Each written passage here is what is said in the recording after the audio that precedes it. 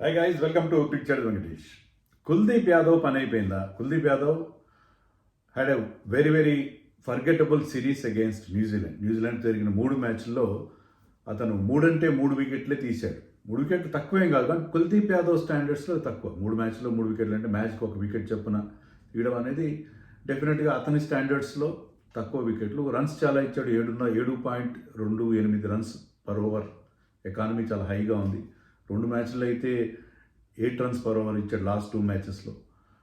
And ఓవరాల్గా చాలా ఇన్ఎఫెక్టివ్గా కనిపించాడు. పర్టికులర్లీ డెరెల్ మిచెల్ అతని మీద కౌంటర్ అటాక్ చేశాడు. గ్లెన్ ఫిలిప్స్ కూడా అతనికి 6 కొట్టాడు.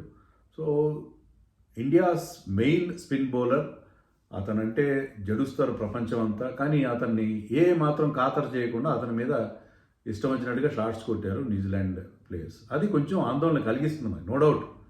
ఎందుకంటే వరల్డ్ కప్ ఇంకా కొద్ది వారాల తేడాలో ఉన్నప్పుడు మన ప్రధానమైన వెపన్ అతను ఇలాంటి ఫామ్లో ఉండడం మనకి ఖచ్చితంగా ఆందోళన కలిగిస్తుంది కదా. ఎందుకంటే మన ఏషియా కప్ గెలిచినప్పుడు he's our top wicket taker. 7 మ్యాచెస్లో 17 వికెట్స్ తీశాడు. ఏషియా కప్లో మన టాప్ వికెట్ టేకర్ కాదు, ఆ టోర్నమెంట్లోనే he's the top wicket taker. అందరికంటే ఎక్కువ వికెట్లు అతనికి వచ్చినాయి. అలాంటి బౌలరు ఎందుకు సడన్గా ఇంత ఇన్ఎఫెక్టివ్ అయిపోయాడు అనేది మన వీడియోలో చూద్దాం. అయితే ఇక్కడ మనం గుర్తుపెట్టుకోవాల్సింది ఏంటంటే కుల్దీప్ విషయంలో మనం పెద్దగా బెంగపడాల్సిన అవసరం ఏం లేదు. వరల్డ్ కప్లో ఖచ్చితంగా అతను మళ్ళీ బెటర్గా బౌలింగ్ చేస్తాడు, ఖచ్చితంగా మనకి మంచి రిజల్ట్స్ ఇస్తాడు. దానికి కూడా నేను కారణాలు చెప్తాను. మరి కుల్దీప్ ఎందుకు అంత ఇన్ఎఫెక్టివ్ అయ్యాడు?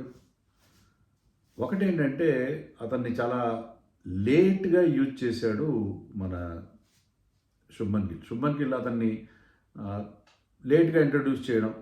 అంటే ఇప్పుడు వన్డేల్లో ఏం చేస్తున్నారంటే క్యాప్టెన్స్ కూడా స్పిన్నర్ ఓవర్స్ని మీరు 40th ఓవర్ తర్వాత వాడే ప్రయత్నం చేస్తున్నారు. ఎందుకంటే 40th ఓవర్ తర్వాత will have 5 fielders manning the boundaries.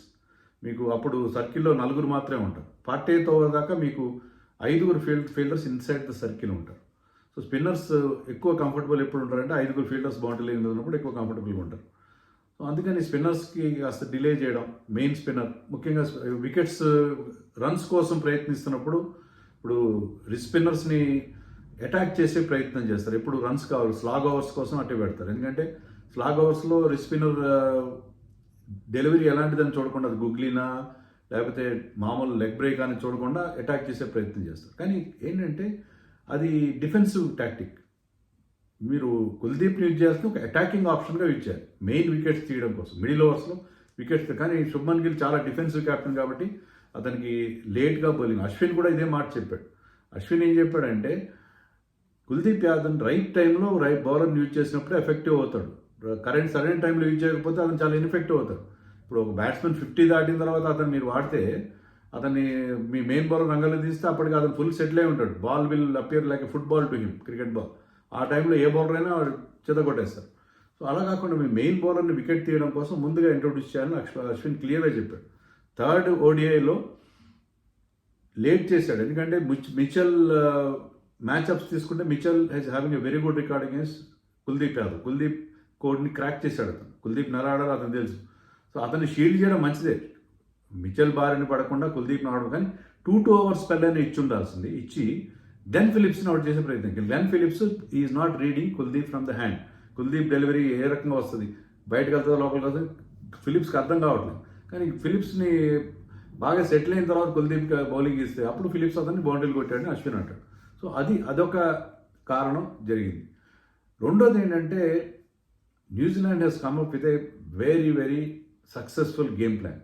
అది నిన్న కూడా నేను వీడియోలో చెప్పాను. ఏంటంటే కుల్దీప్ వచ్చి రావడంతోనే అతని మీద అటాక్ చేశాడు. అతని లైన్ నేను సెటిల్ అవ్వకుండా చేయడం ఎట్లా అంటే రాగానే ఒక 6లు 4లు కొట్టాడు, స్వీప్ కొట్టడం, రివర్స్ స్వీప్ కొట్టడం. రివర్స్ స్వీప్ ఎప్పుడైతే కొడతారో ఎక్కడ బాల్ పిచ్ చేయాలో తెలియదు.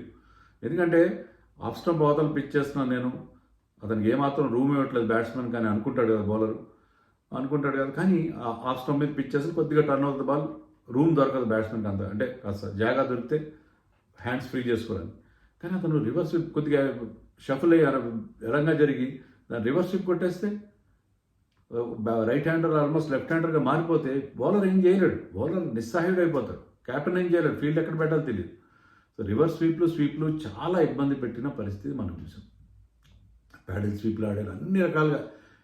ఒక స్టార్టింగ్లోనే ప్రతి 2 మ్యాచ్ల్లో కూడా, 2 మ్యాచ్లు లాస్ట్ సెకండ్ ఓడి థర్డ్ ఓడిలో కూడా కుల్దీప్ ఫస్ట్ ఓవర్లోనే Mitchell hit him for sixers.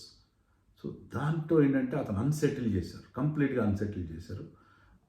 Kuldeep ఏంటంటే ఒక్కసారి స్టార్టింగ్లో కనుక వికెట్ రాకపోతే తర్వాత he's not the same bowler. Wicket రాకపోయినా ఇలా అటాక్ జరిగిన అతను షార్ట్గా వేయడం, ఫాస్ట్గా వేయడం, లేకపోతే మరీ స్లోగా వేయడం, అతని బౌలింగ్ మొత్తం రిథమ్ అంతా పోతుంది. ఇక్కడ కుల్దీప్ విషయంలో మెంటల్గా టఫ్గా ఉండాలి. Kuldeep is not a very is not that tough as mental అంత టఫ్గా ఉన్నట్టు లేదు. అందుకే అతను ఏంటంటే ఎప్పుడైతే బ్యాట్స్మెన్ అటాక్ చేస్తారో అతను చాలా వీక్ అయిపోతాడు. ఇది మిగతా టీమ్స్ కూడా ఒక మెసేజ్ వెళ్తుంది. మిచెల్కి ఉండే ఎబిలిటీ అందరికీ ఉండకపోవచ్చు. మిచెల్ రీడ్ చేసినట్టుగా కుల్దీప్ బౌలింగ్ని పసిగట్టినట్టుగా మిగతా వాళ్ళు పసిగట్టలేకపోవచ్చు. కానీ పసిగడితే మాత్రం మిగతా టీంలో కూడా స్పిన్ బౌలింగ్ బాగా ఆడగలిగే వాళ్ళు ఉంటే కుల్దీప్ని ఖచ్చితంగా వాళ్ళు కూడా ఇదే స్ట్రాటజీ అవలంబిస్తారు. కుల్దీప్ వచ్చి రావడంతో అతని మీద అటాక్ చేసే ప్రయత్నం, దానివల్ల కొన్నిసార్లు వికెట్లు రావచ్చు.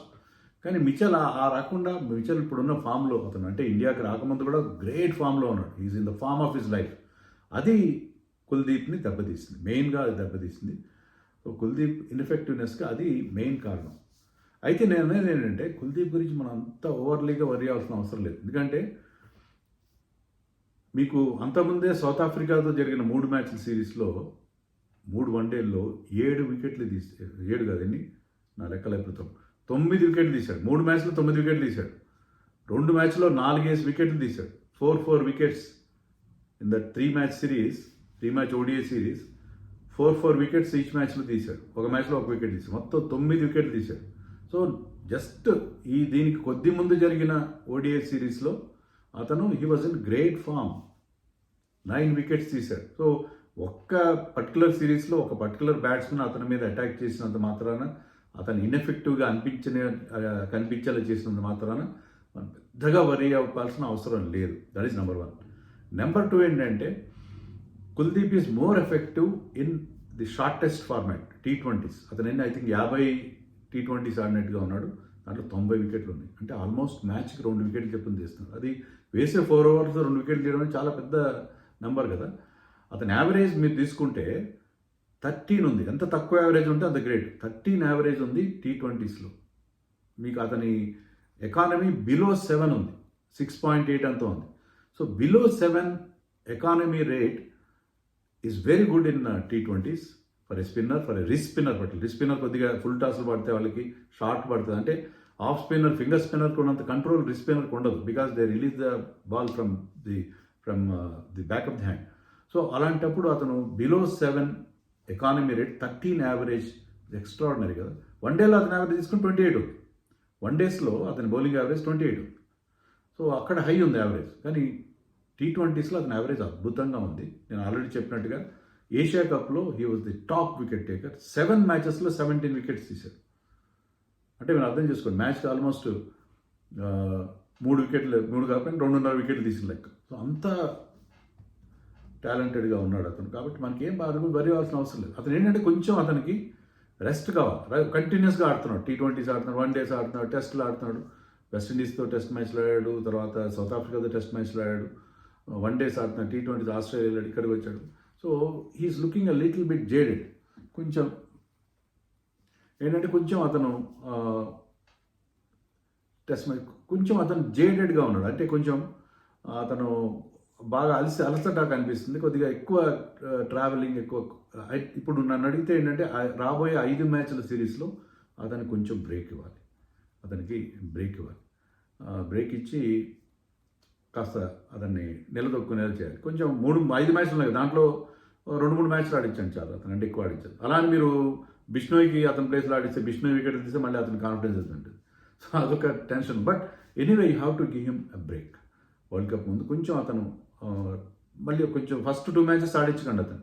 ఎందుకంటే ఒక బ్రేక్ తీసుకొని ఎప్పుడైతే ఆ రిథంలోకి వచ్చేలాగా అతను ఒకసారి అతనికి ఇంట్రస్పెక్షన్, అంతర్మదనానికి ఒక అవకాశం ఉంది. ఏంటి ఎక్కడ వెంట్రాంగ్ ఆ వీడియోస్ చూసి అన్ని చూసి అతను కొంత గ్యాప్ ఇస్తే మళ్ళీ 21st స్టార్ట్ అవుతుంది, రేపే స్టార్ట్ అవుతుంది మళ్ళీ సిరీస్. సో ఇలాంటి టైంలో మనం అతను కొంచెం బ్రేక్ ఇస్తే I think he will recover. Definitely will perform better అని నేను అనుకుంటున్నాను. అది కాక ఏంటంటే మీకు గ్రూప్ స్టేజ్లో నమీబియా, నెదర్లాండ్స్, యుఎస్ లాంటి టీమ్స్ మీద అతను అస్సలు పిక్ చేయలేరు వాడు. సో అక్కడ అతని వికెట్లు వస్తాయి, అక్కడ అతను బోల్డెన్ వికెట్లు వస్తే మళ్ళీ he will be back in form. మీరు ఈవెన్ ఛాంపియన్స్ ట్రోఫీలో కూడా, అది వన్డే టోర్నమెంటే కదా, ఛాంపియన్స్ ట్రోఫీలో 9 వికెట్స్ వరుణ్ చక్రవర్తి తీస్తే 7 వికెట్స్ కుల్దీప్ యాదవ్ తీశారు. వాళ్ళిద్దరి కాంబినేషన్లో మనకి బోల్డెన్ వికెట్లు వచ్చాయి ఛాంపియన్స్ ట్రోఫీలో. సో కుల్దీప్ యాదవ్ విషయంలో మనం ఇప్పుడే పెద్దగా కుల్దీప్ యాదవ్ ఎందుకు పనికిరాలేదు, కొన్నిసార్లు ఒక్కొక్క సిరీస్లో ఒకసారి బ్యాట్స్మెన్ ఎలా ఫామ్ కోల్పోతాడో బౌలర్ ఫామ్ కోల్పోతాడు. బౌలర్స్ విషయంలో మనం చాలా హార్ష్గా వ్యవహరిస్తాం. సో కుల్దీప్ గురించి మనం పెద్దగా వర్రీ అవ్వాల్సిన అవసరం ఏమీ లేదు. నన్ను అడిగితే you will come back to form. అదే నేను అన్నట్టుగా అతనికి చిన్న బ్రేక్ ఇవ్వాలి. తర్వాత ఆ కాన్ఫిడెన్స్, టీం కూడా కాన్ఫిడెన్స్ ఇవ్వాలి. ఎక్కడో నేను చూసాను, ఏదో వీడియో వచ్చింది, గౌతమ్ గంభీర్ చాలా సీరియస్గా అతని మీద డగౌట్ నుంచి సీరియస్గా ఏదో మందలిస్తున్నట్టుగా ఉంది. ఇది అవసరం లేదు. Kuldeep is our main weapon మీకు. సో కుల్దీప్ యాదవ్ని ప్రాపర్గా హ్యాండిల్ చేయాలి. అతను అంత కాన్ఫిడెన్స్ ఉండేవాడు కాదు, కొంచెం సెన్సిటివ్గా కనిపిస్తాడు, ఇంట్రోవర్టెడ్గా కనిపిస్తాడు. సో అతన్ని ప్రాపర్గా హ్యాండిల్ చేయాల్సిన అవసరం ఉంది. అతని షార్ప్నెస్ మళ్ళీ డెఫినెట్లీ రీగైన్ హిస్ ఎఫెక్టివ్నెస్ అని నాకు గట్టి నమ్మకం ఉంది. I like this cricketer a lot because అతను మన వికెట్లు ఇస్తాడు. మనకి వికెట్లు ఇచ్చే bowler, wicket taking bowler are always like gold కదా.